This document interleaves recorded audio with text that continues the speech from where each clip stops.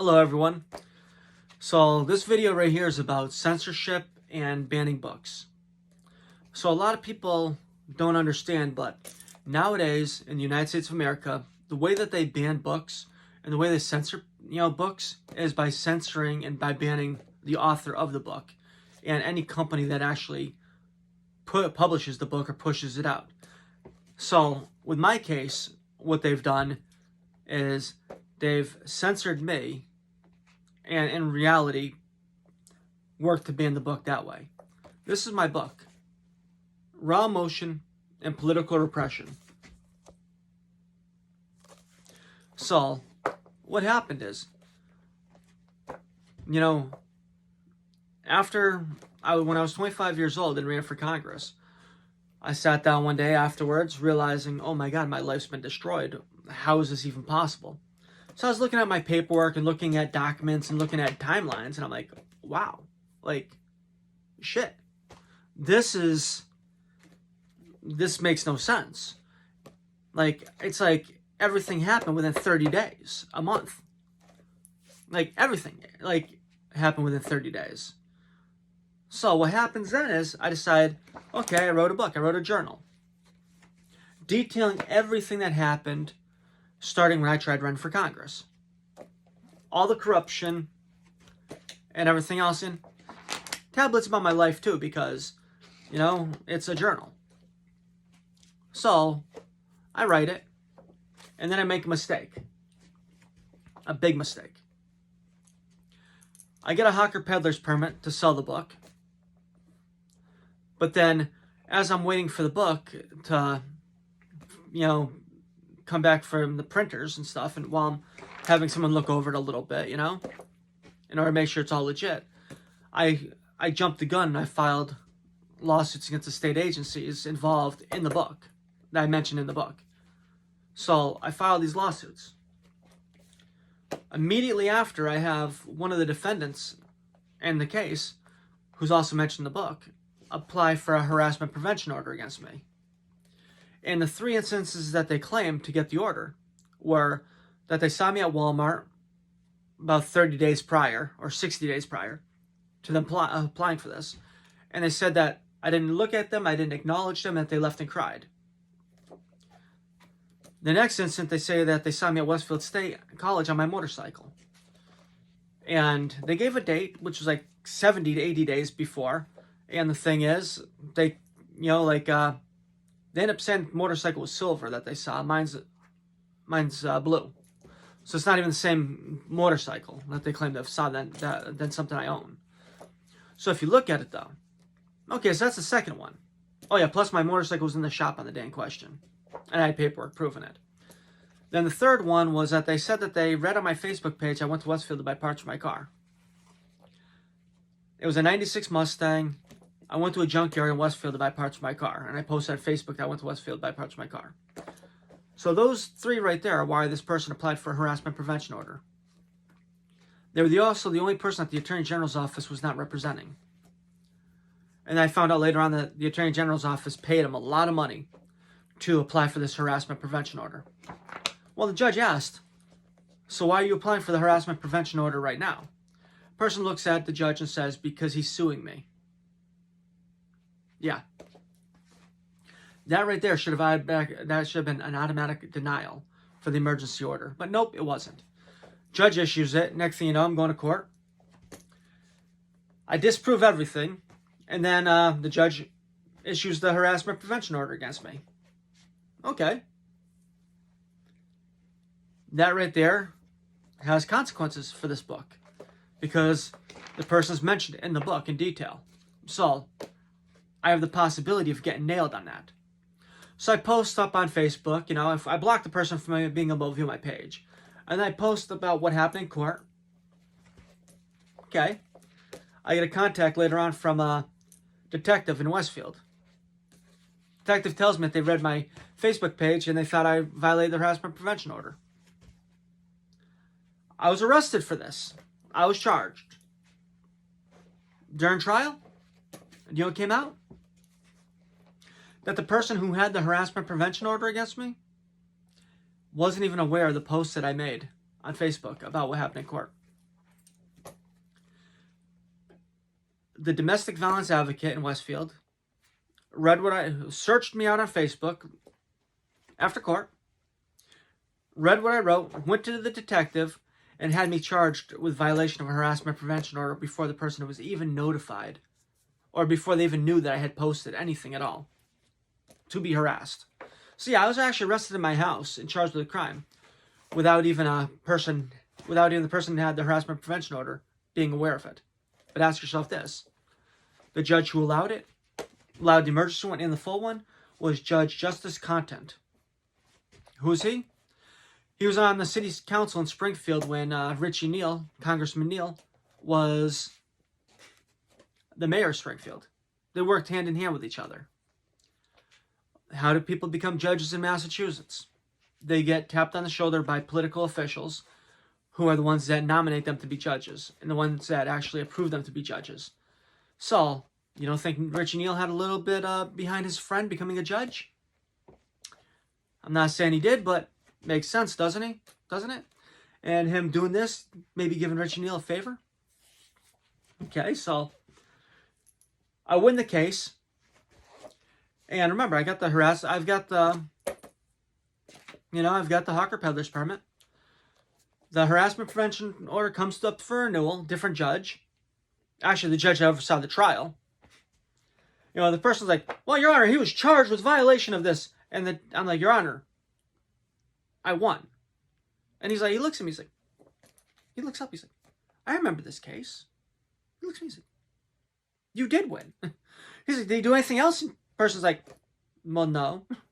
But I was paid by the Massachusetts Victims Fund. Judge, his eyes, it's like, hold on.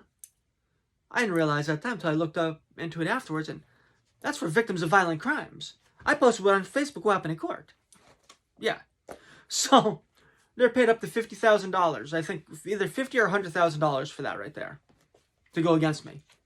While I was suing them as well as, like everyone else that, basically, everyone else that was being sued was being represented by the Attorney General's office, except for this person, who the Attorney General's office paid him probably about $50,000 to $100,000 to go against me. In this case. Okay, so what ends up happening?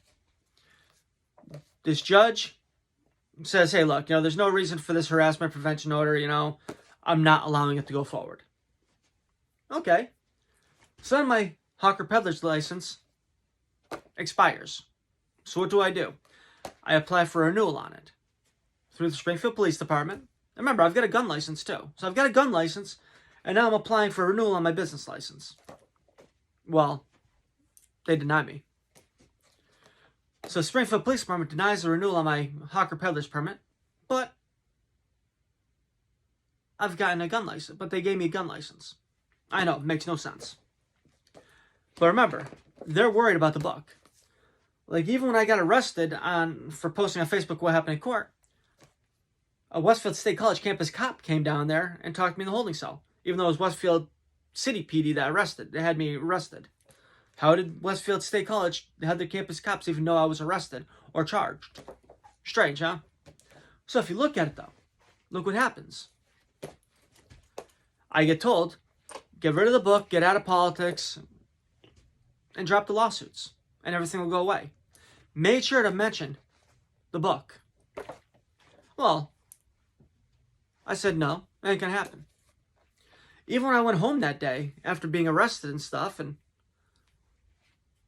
I looked around like my apartment, and all my bookshelves had been gone through, my filing cabinet had been gone through, even my computer was gone through. They searched everything, high and low, for the one copy of my book that I had at the time. Which was hidden above a vent. Okay. So, getting back to my hawker peddler's permit, what happens then? Well, they denied me. Still had my gun license. So I'm I end up running for mayor of Springfield. Not long ago, this last term around. So I run every debate I go to. I say, this is how corrupt the city of Springfield is. How can I be suitable for a hawker, no, I'm sorry about that. I'm like, how can I be suitable for a Massachusetts Class A firearm license to carry, but not suitable for renewal on my hawker peddler's business permit to sell the book I wrote, Exposing Corruption? That's how corrupt the city of Springfield is. Every debate I went to, I pushed this. I'm interviewed with the Advocate magazine, newspaper, Valley Advocate. I told them about this. They didn't even run it. No one was willing to run that. Strange. So, when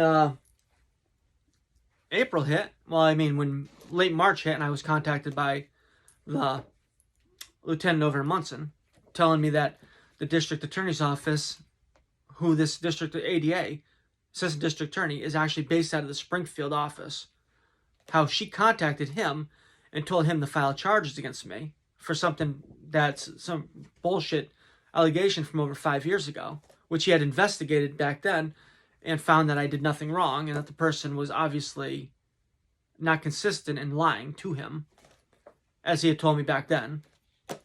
And a recorded hearing, recorded an interview too, which has been deleted since. Yeah, along with all the other evidence in that case, has been deleted even though I'm facing charges. Watch one of the other videos to learn about that shit. Yeah.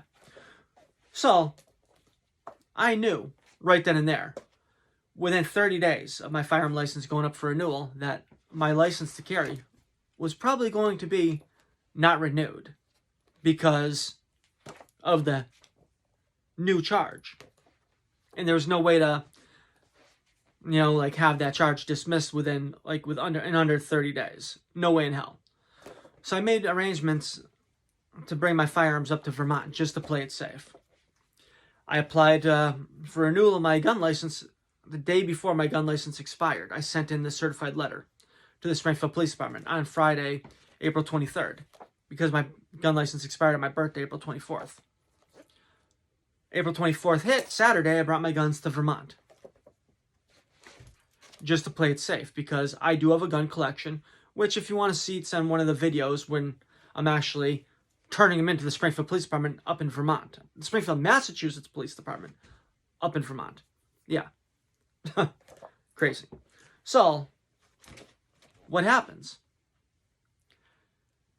May 8th, I get a contact from the Springfield Police Department telling me to turn in my firearms. I tell them the firearms are in Vermont, like I told you that I was going to be doing my renewal application, which I actually sent back with the uncashed check. So what happens then? They want my gun license.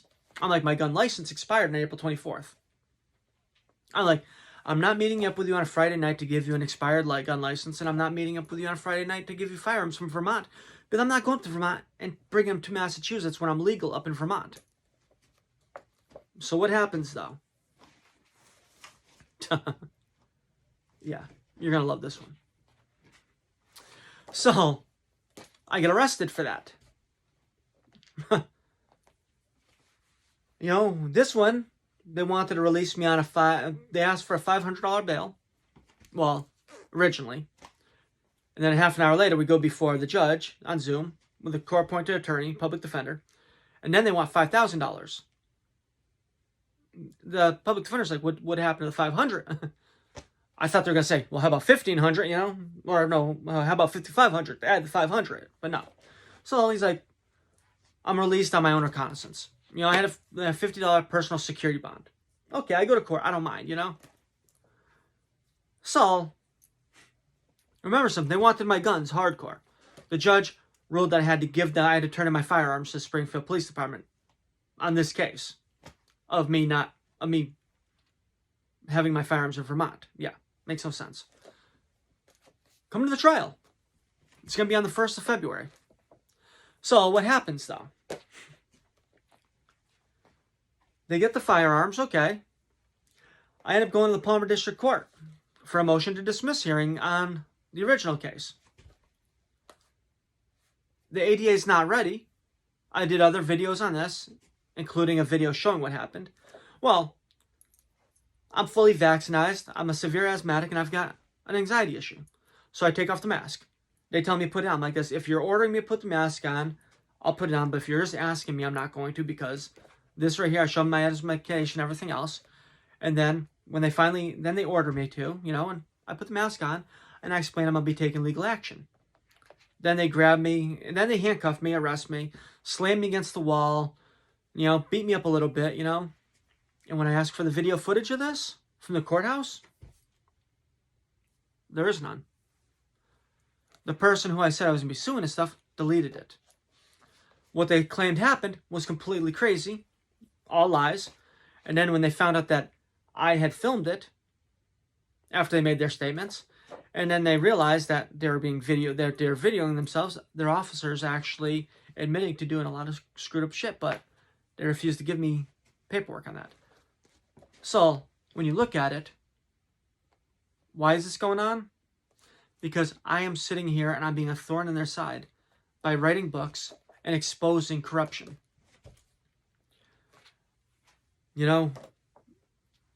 If you don't believe me, remember something. I ran for Congress. I took out papers for Congress at 25 years old to run in Massachusetts, 1st Congressional District, as a common sense Republican. Look at what just happened with the person who ran against Richie Neal just recently. Look up Alex Moore. Youngest mayor in Holyoke history. A homosexual, which is supposed to be a group that the Democrat Party embraces and protects. But they used it against him. The Democrat Party used Alex Moore as being a homosexual against him and completely smeared the guy, and destroyed his political future. Why? Because he ran against Richie Neal for Congress. On the other hand, me, I wasn't even a Democrat. If they're willing to do that to a Democrat, one of their own, Alex Moore, they have no qualms at all against going something that's not against someone that's not a Democrat.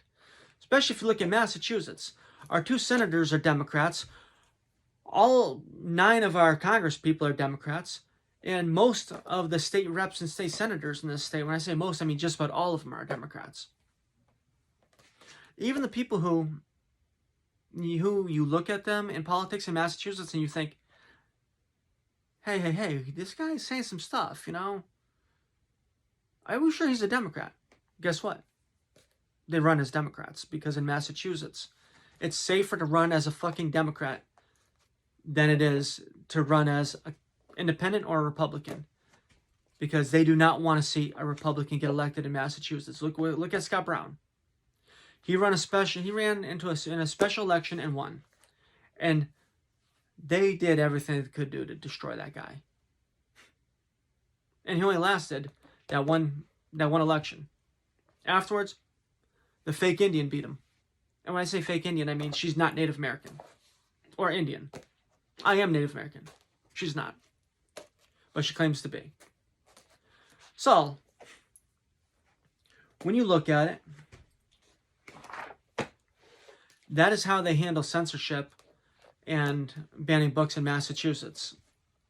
They go after the author. They go after the person that wrote the book. They go after the person who's actually sitting there trying to bring knowledge and bring awareness of corruption to the people, to everyone. Sorry for going so long. Have a great night.